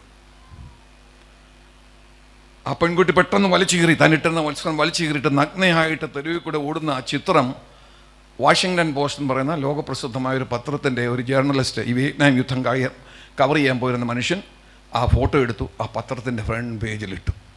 ലോക മനസാക്ഷിയെ കുലുക്കിയ ഒരു ചിത്രമായിരുന്നത്. അമേരിക്കയിലെ ചെറുപ്പക്കാർ മുഴുവൻ വിയറ്റ്നാം യുദ്ധത്തിന് എതിരായിട്ട് റോഡിലിറങ്ങാൻ കാരണമായി തീർന്ന ഒറ്റ ചിത്രമാണ്. ആ കുട്ടിയുടെ ദേഹം മുഴുവൻ പൊള്ളി. അവളിങ്ങനെ കരഞ്ഞുകൊണ്ട് അലറിക്കൊണ്ട് റോഡെ ഓടുന്ന ചിത്രം. ആ പിക്ചർ കണ്ടാൽ തന്നെ നിങ്ങൾക്ക് വേണമെങ്കിൽ ഗൂഗിൾ പോയി നോക്കാം. കണ്ടാൽ തന്നെ നമ്മളെ കൂടെ മനസ്സിന് വേദനയുണ്ടാക്കും. എന്നാൽ സംഭവിച്ചെന്നറിയാമോ? ആ കുട്ടിയുടെ സഹതാപം തോന്നിയിട്ട് ആരോ അവളെ ഇവിടെ നിന്ന് രക്ഷിച്ചു. കാരണം അവർക്ക് മൾട്ടിപ്പിൾ ഓപ്പറേഷൻസ് വേണമായിരുന്നു. അനേക ശസ്ത്രക്രിയകൾ കഴിഞ്ഞെങ്കിൽ അവിടെ ദേഹം നേരെയാക്കാനൊക്കത്തുള്ളായിരുന്നു. അവിടെ പുറം മുഴുവൻ ഇപ്പോഴും അതിൻ്റെ പാടുകൾ കിടപ്പുണ്ട്, ആ ശസ്ത്രക്രിയയുടെ പാടുകൾ കിടപ്പുണ്ട്. കാനഡയിലെ ഒരു കുടുംബം അവളെ ദത്തെടുത്തു ഈ ഓപ്പറേഷൻ സാധിപ്പിക്കാൻ വേണ്ടി. അവൾ കാനഡയിൽ ചെന്ന് കഴിഞ്ഞപ്പോൾ ഇവളൊരു ദൈവവൈതലായിട്ട് മാറി. നിങ്ങൾക്കറിയാമല്ലോ, അവിടെ അഭാവമെല്ലാം ബുദ്ധമതക്കാരാണ്. പക്ഷെ അവിടെ ചെന്നപ്പോൾ ഇവളെ ദത്തെടുത്ത ഒരു ക്രിസ്തീയ കുടുംബമായിരുന്നു. അവരിൽ നിന്ന് ദൈവസ്നേഹം അവർ മനസ്സിലാക്കി അവളൊരു ദൈവവൈതലായിട്ട് തീർന്നെന്ന് മാത്രമല്ല, ഒരു മെഡിക്കൽ ഡോക്ടറായി പഠിച്ച് മെഡിക്കൽ ഡോക്ടറായി. അത് കഴിഞ്ഞ് യുണൈറ്റഡ് നേഷൻസ് അവളെ ഒരു പ്രത്യേക പദവി കൊടുത്ത് അവളെ അംഗീകരിച്ച് ലോകത്തിൽ ഈ രമ്യതയ്ക്ക് വേണ്ടി, റെക്കൺസിലിയേഷന് വേണ്ടി ഉള്ള ചർച്ചകൾ നടക്കുന്നതൊക്കെ ഇവളെ അയക്കാൻ തുടങ്ങി. അപ്പം അവൾ പറഞ്ഞൊരു വാചകം ഞാൻ അവളടുത്ത് വായിച്ചത്, അതാണ് അവളെ കഥ പഠിക്കാൻ എന്നെ പ്രേരിപ്പിച്ചത്. എന്നെ വളരെ പിടിച്ചു കുലുക്കിയൊരു വാചകമാണ്. അവൾ പറഞ്ഞെന്താണെന്നറിയാമോ? If I can forgive, you can definitely forgive. എന്നോട് ഇത്രയും ദ്രോഹം ചെയ്ത മനുഷ്യരോട് എനിക്ക് ക്ഷമിക്കാൻ കഴിയുമെങ്കിൽ തീർച്ചയായിട്ടും നിന്നോട് ചെറിയ തെറ്റുകൾ ചെയ്ത ആളുകളോട് നിങ്ങൾക്ക് ക്ഷമിക്കാൻ പറ്റത്തില്ലേ? ഹലോ, കേൾക്കുന്നുണ്ടോ ഞാൻ പറയുന്നേ? പക്ഷെ നമ്മളെന്താണെന്നറിയാം, ഒരു കൊച്ചു വാക്കിൻ്റെ അറ്റത്ത് പിടിച്ച് നിന്റെ സഭയിൽ നിന്റെ കൂടെ ആരാധിക്കുന്ന ആളുകളോട് മാസങ്ങളായിട്ട് മിണ്ടാത്തവരില്ലേ? അവർ പറഞ്ഞു ഒരു കമൻറ്റിൻ്റെ വാലെ പിടിച്ചുകൊണ്ട്, അല്ലെങ്കിൽ മറ്റാരോ പറഞ്ഞ ഒരു വാക്കിൻ്റെ അറ്റത്ത് പിടിച്ചുകൊണ്ട് മാസങ്ങളായിട്ട് നിന്റെ സ്വന്തം സഭയുള്ളവരോട് സംസാരിക്കാത്ത മനുഷ്യരില്ലേ? അവിടെ എക്സാക്ട് പേര് ഞാൻ മറന്നുപോയി, അതുകൊണ്ടാണ് കിം എന്നാണ് ഫസ്റ്റ് നെയിം എന്ന് ഞാൻ ഇപ്പോൾ ഓർക്കുന്നുള്ളൂ. അപ്പോൾ ആ ഡോക്ടർ കിം പറയാണ്, ഇത്രയും എൻ്റെ ദേഹം മുഴുവൻ ചുട്ടുകരിച്ച, ആകാശത്ത് നിന്ന് തീ എൻ്റെ മേൽ വർഷിപ്പിച്ച അമേരിക്കൻ ഗവൺമെന്റിനോട് എനിക്ക് ഫോർഗീവ് ചെയ്യാൻ കഴിയുമെങ്കിൽ, എനിക്ക് ക്ഷമിക്കാൻ കഴിയുമെങ്കിൽ, ദൈവവൈതൽ എന്നുള്ള നിലയിൽ ഞാൻ അവരോടെല്ലാം ക്ഷമിച്ചെങ്കിൽ, എൻ്റെ മനസ്സിൽ അല്പം പോലും കോപമോ പകയോ ഇല്ലാതാണ് ഞാൻ ഇന്ന് ജീവിക്കുന്നതെങ്കിൽ എന്തുകൊണ്ട് നിങ്ങൾക്ക് ക്ഷമിച്ചുകൂടാ? ഇന്ന് രാത്രികാലം ദൈവമക്കളെ, നിങ്ങളുടെ സെൻട്രൽ പാസ്റ്റ് പ്രാർത്ഥിച്ചപ്പോൾ ഒരു വാചകം പറഞ്ഞു, കർത്താവേ ഇന്ന് രാത്രിയിൽ ചിലരുടെ ജീവിതങ്ങളെ രൂപാന്തരപ്പെടുത്തണമെന്ന്. ഞാൻ വിശ്വസിക്കുന്നു ഇന്ന് രാത്രികാലം ചിലരുടെ ജീവിതങ്ങളെ ദൈവം രൂപാന്തരപ്പെടുത്താൻ പോവുകയാണ്. ചിലരുടെ ജീവിതങ്ങളെ ദൈവം രൂപാന്തരപ്പെടുത്താൻ പോവുകയാണ്. നമ്മുടെ കാഴ്ചപ്പാടുകളെ ദൈവം മാറ്റാൻ പോവുകയാണ്. Praise the Lord, hallelujah. ഭക്തിയുടെ വേഷം മാത്രം ധരിച്ചിരുന്നവരായിട്ടുള്ള ആ ജീവിതം നമുക്ക് നിർത്തിക്കളയാം. യഥാർത്ഥ ദൈവസ്നേഹത്തിന്റെ ആഴം നമ്മുടെ ജീവിതത്തിലേക്ക് ഇറങ്ങി വരട്ടെ. ഹല്ലേലൂയ. ഇന്ന് രാത്രികാലം ഒരു രൂപാന്തരത്തിൻ്റെ രാത്രിയാണെന്ന് ഞാൻ വിശ്വസിക്കുന്നു. വളരെ വേഗത്തിൽ ഞാൻ അടുത്ത 2 പോയിന്റോടെ പറഞ്ഞിട്ട് നിർത്താം. രണ്ടാമതായിട്ട് നമ്മൾ മുമ്പോട്ട് പോകാൻ അനുവദിക്കാത്ത ഒരു ഘടകമാണ് കയ്പ് എന്ന് പറയുന്നു. അതിന് ഏറ്റവും നല്ല ഉദാഹരണം കിടക്കുന്ന നമുക്കറിയാമല്ലോ, രൂത്തിൻ്റെ പുസ്തകത്തിലാണ്. നവോമി എന്നുള്ള പദത്തിൻ്റെ അർത്ഥം പ്ലസൻറ്റ്. പ്ലസൻ്റ് എന്ന് പറഞ്ഞാൽ അവളോട് സംസാരിക്കുക എല്ലാവർക്കും വലിയ ഇഷ്ടമായിരുന്നു. അവളെ നല്ലൊരു അയലോക്കക്കാരിയായിട്ട് എല്ലാവരും കണ്ടിരുന്നത്. അതുകൊണ്ടാണ് അവൾ മോവാബ് ദേശത്ത് നിന്ന് മടങ്ങി വന്നപ്പോൾ ആ നാട്ടിലുള്ള സ്ത്രീകളെല്ലാം കൂടെ ഓടിച്ചെന്നത്. പഴയ നവോമിയാണെന്ന് വിചാരിച്ചാണ് ഓടിച്ചെന്നത്. പണ്ടൊക്കെ ഇവളെപ്പോഴും തമാശ പറയുകയും ചിരിക്കുകയും എല്ലാവരും കൂടെ ഒന്നിച്ച് വളരെ നല്ലൊരു സഹോദരിയായിരുന്നു. പക്ഷേ അവിടെ ജീവിതത്തിൽ ചിലത് സംഭവിച്ചു കഴിഞ്ഞപ്പോൾ അവൾക്ക് ക്ഷമിക്കാൻ ഒക്കുന്നില്ല. അത് നമുക്ക് മനസ്സിലാക്കാവുന്നൊരു ഘടകമാണ്. ഭർത്താവ് മരിച്ചു, പുറകെ 2 ആൺമക്കളുണ്ടായിരുന്ന 2 പേരും മരിച്ചു കഴിഞ്ഞതുകൊണ്ട് അവൾ മുമ്പോട്ട് നോക്കുമ്പോൾ പ്രത്യാശയ്ക്ക് ഒരു വഴിയും കാണുന്നില്ല. ജീവിതം വഴിമുട്ടി നിൽക്കുകയാണെന്ന് അവൾ കണ്ടത്. അതുകൊണ്ട് എൻ്റെ ദൈവം എന്നോട് ഇങ്ങനെ ചെയ്തല്ലോ, ഞാനൊരു യഹൂദ സ്ത്രീയായിട്ട്, ഞാനൊരു നല്ല യഹൂദ സ്ത്രീയായിട്ട് ജീവിച്ചിട്ട് എൻ്റെ ദൈവം എന്നോട് ഇങ്ങനെ ചെയ്തല്ലോ എന്നുള്ള ആ ചിന്തകത്ത് കയറിയപ്പോൾ അതെന്താ കയ്പായിട്ട് മാറി. മോവാബിൽ നിന്ന് മടങ്ങി വന്ന നവോമി ആ പട്ടണത്തിലെ സ്ത്രീകളോട് പറഞ്ഞ എന്താ, ഇനിമേൽ എന്നെ നവോമി എന്ന് വിളിച്ചേക്കല്ല, ആ പണ്ടത്തെ നവോമി മരിച്ചുപോയി, നിങ്ങളെന്നെ മാറാന്ന് വിളിച്ചാൽ മതി, കാരണം എൻ്റെ ജീവിതത്തിൽ ഇന്ന് കയ്പല്ലാതെ വേറൊന്നുമില്ല. എൻ്റെ പ്രിയപ്പെട്ടവരെ, സഹോദരന്മാരെ, സഹോദരിമാരെ, ഞാൻ നിങ്ങളോട് പറയട്ടെ, ജീവിതത്തിൻ്റെ അനുഭവങ്ങൾ ചിലപ്പോൾ നമ്മുടെ ജീവിതത്തിൽ കയ്പ് കൊണ്ടുവരും. Praise the Lord. നിങ്ങളുടെ ഒരു കുഞ്ഞ് അപ്രതീക്ഷിതമായ സമയത്ത് മരിച്ചുപോയാൽ ജീവിതത്തിൽ ചിലപ്പോൾ വലിയ കയ്പായിട്ട് വരാം. ഒരുവേളെ നിങ്ങളുടെ ഭർത്താവോ നിങ്ങളുടെ ഭാര്യയോ ആയിരിക്കാം, അല്ല ഒരിക്കലും പ്രതീക്ഷിക്കാത്ത സമയത്ത്, ഒരിക്കലും പ്രതീക്ഷിക്കാത്ത രീതിയിൽ നിങ്ങളുടെ ജീവിതത്തിൽ നിന്ന് മാറ്റപ്പെട്ടത്. അതൊക്കെ നമ്മുടെ ഇതിൽ കയ്പ് ഉണ്ടാക്കാനുള്ള സാധ്യതകളുണ്ട്. നമ്മളെല്ലാം മനുഷ്യരാണ്. പക്ഷെ ക്വസ്റ്റ്യൻ ഇതല്ല, കയ്പ് നീ കീപ്പ് ചെയ്യുമോ എന്നുള്ളതാണ്. ആ കയ്പ് നീ വെച്ചുകൊണ്ടിരിക്കുമോ എന്നുള്ളതാണ്. Praise the Lord, hallelujah. ആ കയ്പ് മാറ്റാൻ തക്കോണം മാറണമെങ്കിൽ നമുക്ക് വാസ്തവത്തിൽ ദൈവത്തിന് നമ്മളെക്കുറിച്ച് ഇനിയും ഒരു പ്ലാനുണ്ട് എന്നുള്ളൊരു ബോധ്യം നമ്മൾ വരണം. കാരണം ഞാൻ കയ്പാണ് എന്ന് പറഞ്ഞുകൊണ്ട് നടക്കുമ്പോൾ, നവോമി നടക്കുന്നിടത്തോളം കാലം നവോമി പറയുന്നത് എൻ്റെ ജീവിതം തീർന്നു, ഇനി നാളെ ഒരു നല്ല ദിവസം എൻ്റെ ജീവിതത്തിൽ ഉണ്ടാകത്തില്ല, ഇനി ആയുഷ്കാലത്ത് ഒരിക്കലും ഞാൻ ചിരിക്കുകയില്ല എന്ന് പറഞ്ഞ് സ്വയം പ്രഖ്യാപിച്ചുകൊണ്ട് ആ നാടിൽ കൂടെ എല്ലാം നടക്കുക. തനിക്കെതിരായിട്ട് തന്നെ പ്രസ്താവനകൾ ഇറക്കിക്കൊടുത്താൽ നടക്കുക. പക്ഷെ അങ്ങനെ നടക്കുന്ന നവോമിക്ക് അറിയത്തില്ലായിരുന്നു ആ കുടുംബത്തിൽ ദൈവം എന്താണ് ചെയ്യാൻ പോകുന്നതെന്ന്. ഹല്ലേലൂയ. കൂടിയ മോവാബിയ പെൺകുട്ടിയായ റൂത്തിനെ യേശുക്രിസ്തുവിന്റെ വല്യമ്മച്ചിയാക്കി മാറ്റാൻ ദൈവത്തിന് പ്ലാൻ ഉണ്ടെന്ന് അറിയാൻ വയ്യാഞ്ഞത് കൊണ്ടാണ് ഹൃദയത്തിൽ കയ്പുമായിട്ട് ഈ സ്ത്രീ നടന്നത്. ഇന്ന് രാത്രികാലം ദൈവത്തിന്റെ മക്കളെ എത്രമാത്രം കയ്പേറിയ അനുഭവങ്ങളുമായിരുന്നു നിങ്ങൾ 2025 കടന്നുപോയെങ്കിലും, കയ്പുള്ള അനുഭവങ്ങളിലൂടെ കടന്നുപോയ പലരുടെ ഉണ്ടെന്ന് തന്നെ ഞാൻ വിശ്വസിക്കുന്നു. കാരണം ജീവിതം നമ്മുടെ പെർഫെക്റ്റ് അല്ല. നമ്മൾ പ്രതീക്ഷിക്കാത്ത സമയത്ത് പലതും കടന്നു വരും, പല വിഷയങ്ങൾ നമ്മുടെ ജീവിതത്തിൽ ഉണ്ടാകും. അതൊക്കെ നമ്മുടെ ജീവിതം വന്നെന്ന് വരാം. പക്ഷെ ഇന്ന് രാത്രികാലം ഒരു കാര്യം ഓർത്തോളണം, നിന്റെ ജീവിതത്തിന്റെ ഭാവിയെ നിർണ്ണയിക്കുന്നത് കഴിഞ്ഞ കാലങ്ങളിലെ പരാജയങ്ങളല്ല, കഴിഞ്ഞ കാലങ്ങളിലെ നഷ്ടങ്ങളല്ല, നിനക്ക് വേണ്ടി ഒരു ശുഭഭാവി ഒരുക്കിയിട്ടുള്ള ദൈവമാണ്. ഹല്ലേലൂയ. അതുകൊണ്ടാണ് യിരെമ്യാ പുസ്തകം 29-ാം അധ്യായത്തിൽ 11-ാം വാക്യത്തിലല്ലേ ദൈവം വിളിച്ചു പറഞ്ഞത്, എനിക്കറിയാം ഞാൻ നിങ്ങളെക്കുറിച്ച് ചിന്തിക്കുന്ന ചിന്തകൾ എന്താണെന്ന്. പക്ഷെ നിങ്ങൾക്ക് അറിഞ്ഞുകൂടാ, നിങ്ങൾക്കത് വരെ വെളിപ്പെട്ട് കിട്ടിയിട്ടില്ല. അതുകൊണ്ടാണ് നിങ്ങൾ പറയുന്നത് എൻ്റെ ഭാവി തീർന്നു, എൻ്റെ ഭാവി തീർന്നു, എൻ്റെ അവസ്ഥയ്ക്ക് ഒരിക്കലും വ്യത്യാസം വരത്തില്ല, ഞാൻ ഇങ്ങനെ പോകത്തേ ഉള്ളൂ, ഇങ്ങനെ കയ്പോടെ പോയി അവസാനിക്കേ ഉള്ളൂ. അല്ല അല്ല അല്ല.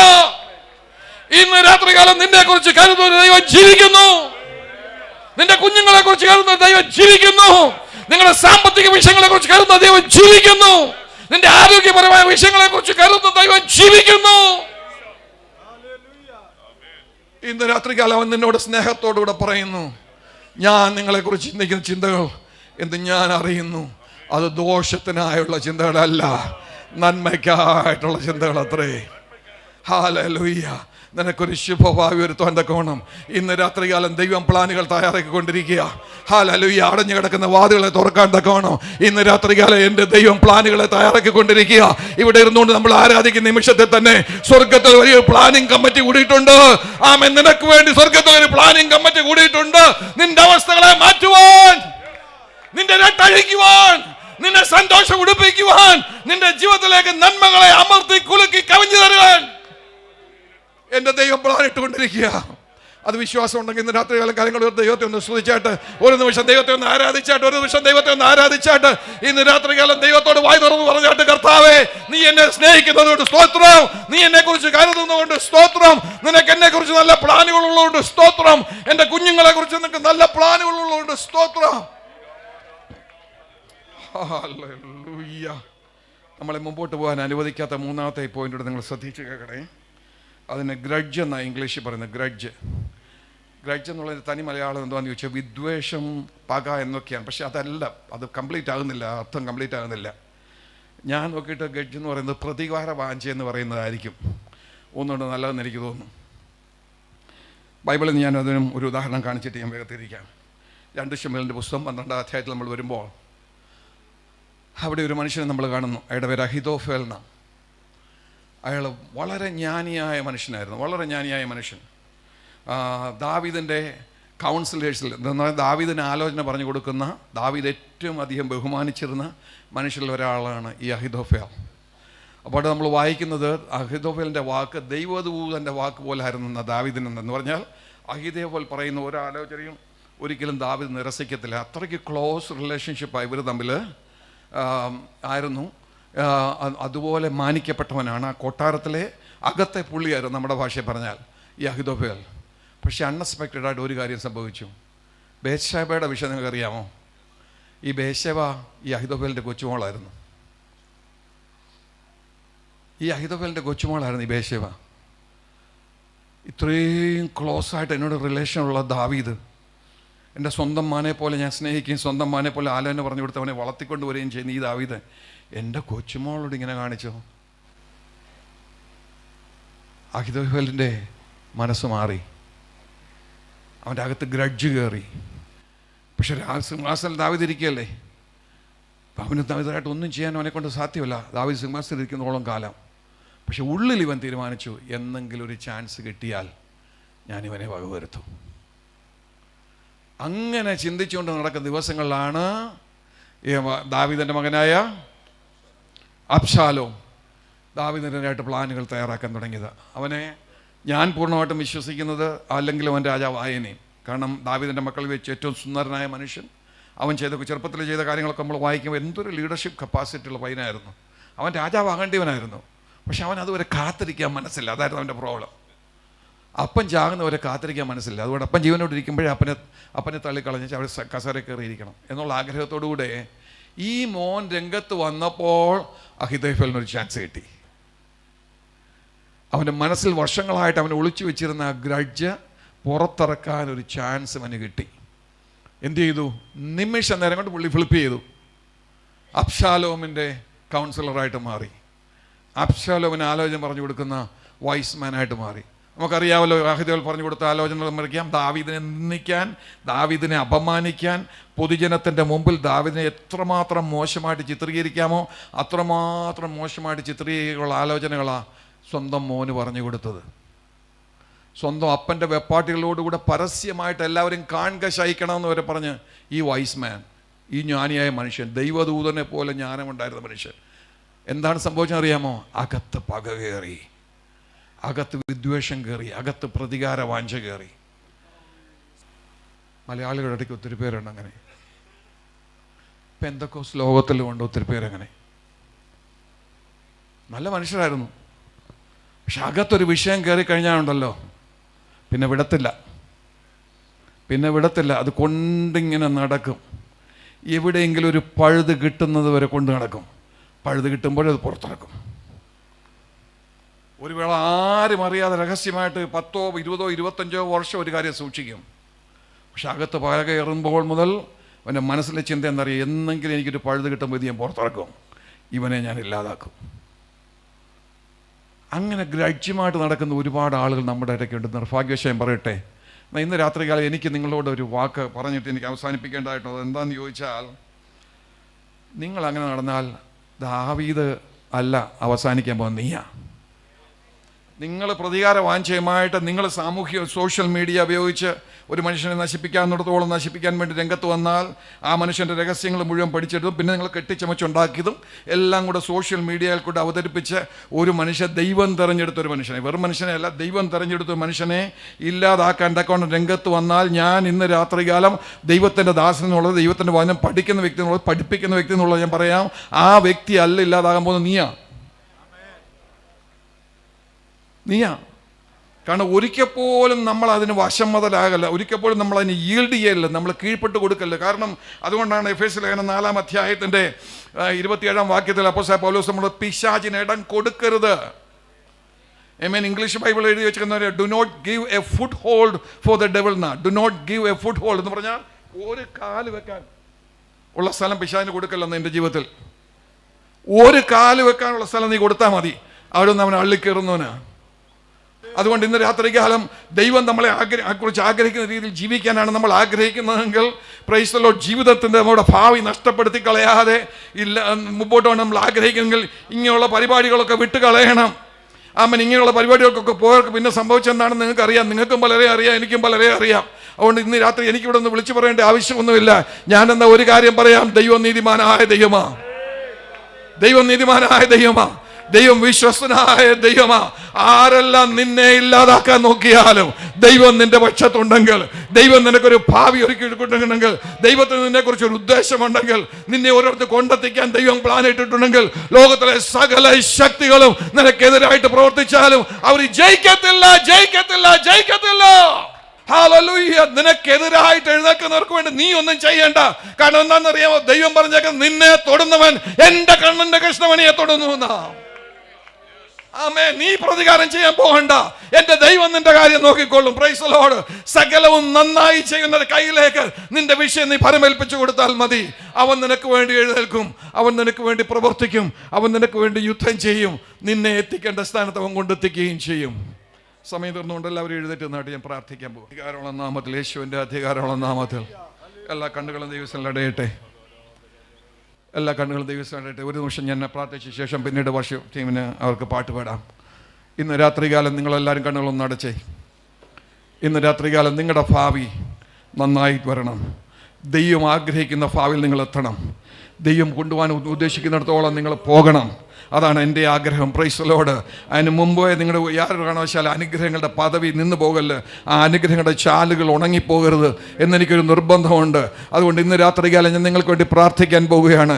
ഞാൻ ഈ പറഞ്ഞ 3 വിഷയങ്ങളിൽ ഏതെങ്കിലും വിഷയങ്ങൾ ഇന്ന് രാത്രികാലം നിങ്ങളെ ബാധിക്കുന്നുവെങ്കിൽ തീർച്ചയായിട്ടും ദൈവസ്ഥലത്ത് ഏറ്റു പറഞ്ഞായിട്ട് പ്രൈസ് ദി ലോർഡ്. കഴിഞ്ഞ നാളുകളിൽ ഉണ്ടായ തെറ്റുകളിൽ നിന്നുണ്ടായ അപാരമായ കുറ്റബോധത്താൽ അവർ കഴുത്തിൽ ഒരു കല്ല് കെട്ടിയിട്ടേക്കുന്നത് പോലെ ഭാരപ്പെടുത്തുന്ന അവസ്ഥയിലാണ് നിങ്ങൾ മുമ്പോട്ട് പോകുന്നതെങ്കിൽ, ഭാവിയെക്കുറിച്ച് ശുഭമായിട്ട് ചിന്തിക്കാൻ കഴിയാത്ത രീതിയിൽ അത് നിങ്ങളുടെ ജീവിതത്തിൽ തടങ്കൽ പാറയായിരിക്കുന്നെങ്കിൽ, നിങ്ങളുടെ ഒരു വഴിമുട്ടിയായിട്ട് അത് നിൽക്കുന്നെങ്കിൽ, ഇന്ന് രാത്രികാലം ദാവീദിനെ പോലെ ഒരു തീരുമാനമെടുക്കുക. എന്റെ പാപം ഞാൻ ദൈവത്തോട് അറിയിക്കും, എന്റെ അകൃത്യം ഞാൻ നിങ്ങളുടെ മറച്ചു വെക്കയില്ല. അങ്ങനെ നിങ്ങൾ തീരുമാനിക്കുമ്പോൾ തന്നെ നിങ്ങൾക്ക് വേണ്ടി വ്യാപരിക്കുന്ന ദൈവത്തിന്റെ കൃപ ഇന്ന് രാത്രികാലം നിങ്ങളുടെ ജീവിതത്തിലേക്ക് ഇറങ്ങി വരട്ടെ. ഹല്ലേലൂയ. ഭാരത്തിൽ നിന്ന് എന്നേക്കുമായിട്ട് നിങ്ങളെ വിമോചിപ്പിക്കട്ടെ. Praise the Lord. ജീവിതത്തിലെ തിക്താനുഭവങ്ങൾ കൊണ്ട് കയ്പിൻ്റെ അനുഭവത്തിൽ ഒന്ന് പുഞ്ചിരിക്കാൻ സാധ്യമല്ലാത്തൊരു ജീവിതം നയിക്കുന്ന ആരെങ്കിലും ഇന്ന് രാത്രികാലം എൻ്റെ മുമ്പിലുണ്ടെങ്കിൽ, ഇന്ന് രാത്രികാലം നിങ്ങൾ ഏറ്റുപറയുക, കർത്താവേ നീ എൻ്റെ അവസ്ഥ അറിയുന്നല്ലോ, ഇന്ന് രാത്രികാലം എന്നോട് നീ ഇടപെടണമേ. എൻ്റെ ജീവിതത്തിൽ ആ കയ്പിൻ്റെ ആഴങ്ങളെല്ലാം മാറ്റിക്കളയണമേ. നീ എനിക്ക് വേണ്ടി ഒരുക്കിയിരിക്കുന്ന ഭാവിയെ കാണുവാൻ എന്റെ ഫോക്കസ് മാറ്റണമേ. ഈ കൈപ്പായ അനുഭവങ്ങളെ മാത്രം ഫോക്കസ് ചെയ്ത് ജീവിക്കുന്ന ജീവിതം ഇന്ന് രാത്രി അനുഭവം അവസാനിക്കട്ടെ. കർത്താവേ, നീ എനിക്ക് വേണ്ടി ഒരുക്കുന്ന ഭാവിയെ കാണുവാൻ എന്റെ കണ്ണിനെ തുറക്കണമേ എന്ന് നമുക്ക് പ്രാർത്ഥിക്കാം. ഒടുവിലായിട്ട് നിങ്ങൾക്ക് ആരോടെങ്കിലും ഗ്രഡ്ജ് ഉണ്ടെങ്കിൽ വിട്ടുകളക. ജീവിതത്തിൽ അത് ഭാരമായി തീരുന്നതിന് മുമ്പേ ഇന്ന് രാത്രികാലം വിട്ടുകളവാൻ ഞാൻ ബുദ്ധി ഉപദേശിക്കുന്നു. ആത്മനിറവിൽ ഞാൻ നിങ്ങളെ ബുദ്ധി ഉപദേശിക്കുന്നു. അത് നിങ്ങളുടെ ജീവിതത്തിൽ ഭാരമായി തീരുന്നതിന് മുമ്പേ, ഒരു കെണിയായി തീരുന്നതിന് മുമ്പേ അത് വിട്ടുകളക. ദൈവം ഇന്ന് രാത്രികാലം നിങ്ങളെ യഥാസ്ഥാനപ്പെടുത്തട്ടെ. എനിക്കിന്ന് രാത്രികാലം ഒരു പ്രാർത്ഥന ആവശ്യമുണ്ട്. ദൈവദാസ എന്ന് സമ്മതിക്കുന്ന കാര്യങ്ങൾ ഉയർത്തിയായിട്ട് ഞാൻ നിങ്ങൾക്ക് വേണ്ടി പ്രാർത്ഥിക്കാം. ഒന്നും ലജ്ജിക്കേണ്ട. ഇത് നമ്മളും ദൈവമായിട്ടുള്ള ബിസിനസ്സാണ്, മറ്റാരുടെയും ബിസിനസ് അല്ല. അതുകൊണ്ട് ഇന്ന് രാത്രി കാര്യങ്ങൾ ഉയർത്തിയായിട്ട് ഞാൻ പ്രാർത്ഥിക്കാം. കർത്താവേ, ഈ ഉയർത്തപ്പെട്ട കാര്യങ്ങൾക്കായിട്ട് സ്തോത്രം. നീ ഞങ്ങളെ നന്നായി അറിയും ദൈവമാണല്ലോ. ഞങ്ങൾ ഇരിക്കുന്നു എഴുന്നേൽക്കുന്നു അറിയുന്ന ദൈവമാണല്ലോ. ഞങ്ങളുടെ നടപ്പും കിടപ്പും ദൂരവേ നിന്ന് ശോധന ചെയ്യുന്ന ദൈവമാണല്ലോ. ഞങ്ങളുടെ ഹൃദയത്തിൻ്റെ വിചാരങ്ങളെയും ഞങ്ങളുടെ ചിന്തനങ്ങളെയും നന്നായി അറിയുന്ന ദൈവമാണല്ലോ. ഇന്ന് രാത്രികാലം സമ്പൂർണ്ണമായ സമർപ്പണത്തോടുകൂടെ തുറന്ന മനസ്സോടുകൂടെ ഞങ്ങൾ നിന്റെ അരികിലേക്ക് വരികയാണ് കർത്താവേ. ഞങ്ങളുടെ കുറവുകൾ ഇന്ന് രാത്രികാലം ഞങ്ങൾ ഏറ്റുപറയുകയാണ്. ഇന്ന് രാത്രികാലം ഒരു മാറ്റത്തിന്റെ രാത്രിയായിട്ട് മാറട്ടെ. അനേകം ജീവിതങ്ങളിൽ ഈ രാത്രികാലം ഒരു മാറ്റത്തിന്റെ രാത്രിയായിട്ട് മാറട്ടെ. ജീവിതത്തിൽ ഒരു പുതിയ അധ്യായം തുറക്കപ്പെടുന്ന രാത്രിയായി മാറട്ടെ. നന്മകളിലേക്ക് നിന്റെ ജനങ്ങൾ മടങ്ങി വരുന്ന രാത്രിയായി മാറട്ടെ. തിന്മകൾ മാറിപ്പോകട്ടെ കർത്താവേ. കഴിഞ്ഞകാല അനുഭവങ്ങളുടെ അധ്യായങ്ങളൊക്കെ പലതിനെയും ഇന്ന് രാത്രി അടയ്ക്കണമേ, എന്നേട്ടുമായി അടയ്ക്കണമേ എന്ന് പ്രാർത്ഥിക്കുന്നു. ആമേൻ. സമുദ്രത്തിന്റെ ആഴത്തിൽ എറിഞ്ഞു കളയുമെന്ന് പറഞ്ഞ ദൈവമേ, നീ അങ്ങനെ ചെയ്യണമേ. സ്വതന്ത്രരായി ഇന്ന് രാത്രികാലം നിന്റെ കുഞ്ഞുങ്ങളെ വിട്ടയക്കണമെന്ന് പ്രാർത്ഥിക്കുന്നു. തിക്താനുഭവങ്ങളിലൂടെ കടന്നുപോയി, വീണ്ടും കടന്നുപോയി ജീവിതത്തിൽ തളർന്നിരിക്കുന്നവർ ഇന്ന് രാത്രികാലം എൻ്റെ മുമ്പിലുണ്ടെന്ന് ഞാൻ ആത്മാവിൽ മനസ്സിലാക്കുന്ന കർത്താവേ, ഇന്ന് രാത്രികാലം നീ അവരോട് കരുണ കാണിക്കണമേ, അവരോട് കരുണ കാണിക്കണമേ. ആ തിക്താനുഭവങ്ങളുടെ അധ്യായം ഇന്ന് രാത്രികാലം അടയട്ട് കർത്താവേ. ആമേൻ. അവരുടെ കണ്ണിൻ്റെ ഫോക്കസ് മാറട്ടെ. നീ അവർക്ക് വേണ്ടി മുൻകരുതിയിരിക്കുന്ന നന്മകളെ കാണുവാൻ ഇന്ന് രാത്രി അവരുടെ കണ്ണുകളെ നീ തുറന്നാട്ട് കർത്താവേ. നീ അത് ചെയ്യാൻ പോകുന്നുണ്ട്. സ്തോത്രം കർത്താവേ. ഗ്രഡ്ജസ് കീപ്പ് ചെയ്യുന്ന ആരെങ്കിലും ഉണ്ടെങ്കിൽ അവരോട് നീ മനസ്സലിയണമേ. അവർ തങ്ങളെ തന്നെ സ്വയം നശിപ്പിക്കുകയാണെന്ന് മനസ്സിലാക്കാൻ അവരുടെ കണ്ണുകളെ നീ തുറക്കണമേ കർത്താവേ. നീ ഞങ്ങളെ വിളിച്ചതാണല്ലോ, ഞങ്ങൾ നിൻ്റെ മക്കളാണല്ലോ. നന്മ ചെയ്യുവാൻ, നന്മ ചെയ്തുകൊണ്ട് ജീവിപ്പാൻ, ജീവിതം നല്ലത് പ്രാപിപ്പാൻ, നല്ല അന്ത്യം പ്രാപിപ്പാൻ നീ ഞങ്ങളെ വിളിച്ചതാണല്ലോ. അതൊന്നും ഞങ്ങളുടെ ജീവിതത്തിൽ നഷ്ടപ്പെട്ടു പോകല്ലേ എന്ന് അടിയൻ ആത്മാർത്ഥമായിട്ട് ഞങ്ങളെല്ലാവർക്കും വേണ്ടി പ്രാർത്ഥിക്കുന്നു. നീ ഞങ്ങളുടെ പ്രാർത്ഥന കേട്ടുകൊണ്ട് സ്തോത്രം. യേശുവിൻ്റെ നാമത്തിൽ തന്നെ.